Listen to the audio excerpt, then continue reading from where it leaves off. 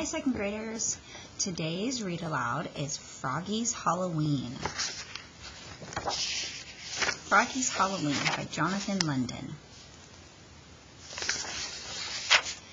For Froggy, Halloween meant candy, but it also meant dressing up.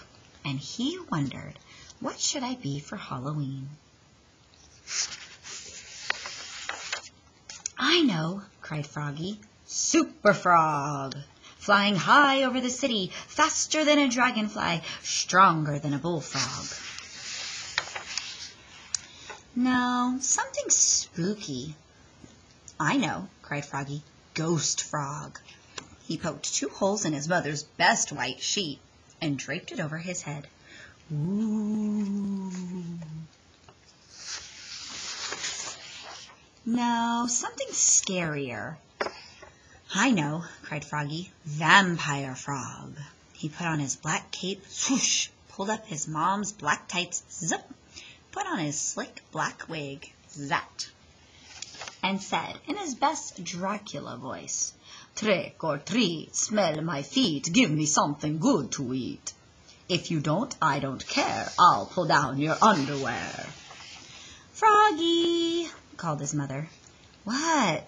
Halloween's not until next week. You're supposed to be doing your homework, dear.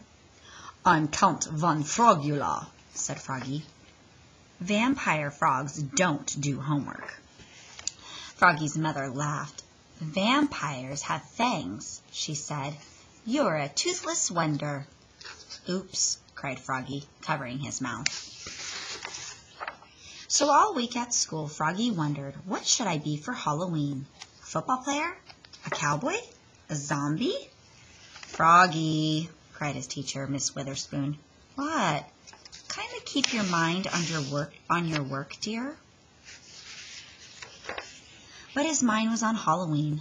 Every day after school, he got ready. He carved crazy pumpkins. He hung sticky spider webs all over the front of this house. He hung his mother's sheet like a ghost in the wind, and he practiced, trick or treat, smell my feet, give me something good to eat. If you don't, I don't care, I'll pull down your underwear. At last it was the night before Halloween, and all through the house there were creaking sounds and scratching sounds. Froggy was scared. He shivered in bed and imagined ghosts and goblins and werewolves and witches. Witches! Zap! I know, cried Froggy. I'll be the Frog Prince for Halloween. And in the morning he put on his black cape, swoosh, pulled on his mom's black tights, zip, put on his slick black wig, zap, plunked on his gold crown, sunk, and flashed his mighty sword. Ta-da! At the Halloween parade at school, all the girls thought he looked cute, especially Frogolina.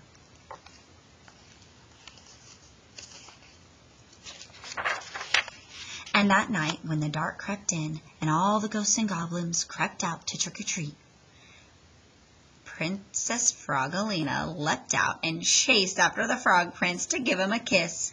Boo! Eek! Cried Froggy. He was never more scared in his life. He leapfrogged over his mother, leapfrogged over his father, he leapfrogged over his friend Max and flopped up Max's steps. Flip, flop, flop, splat. And he tripped on the porch. And Frogolina fell on top of him. The door flew open and uh-oh, there stood the wickedest witch in the world. Trick or treat, squeaked Froggy, looking more red in the face than green. Luckily, Frogolina ran away, and the witch turned out to be Max's granny. And that Halloween, Froggy got tons of candy, but his sword had torn a hole in his candy bag. And by the time he got home, his candy was all gone. Oh no, cried Froggy. What's the matter? Asked his mother. He showed her his empty bag. Well, you're in luck, said his mother, holding up a full bowl. I guess nobody liked my treats. And what do you think she gave him?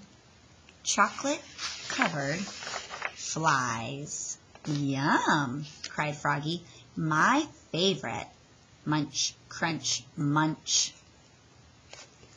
Thank you so much, boys and girls, for joining me in Froggy's Halloween.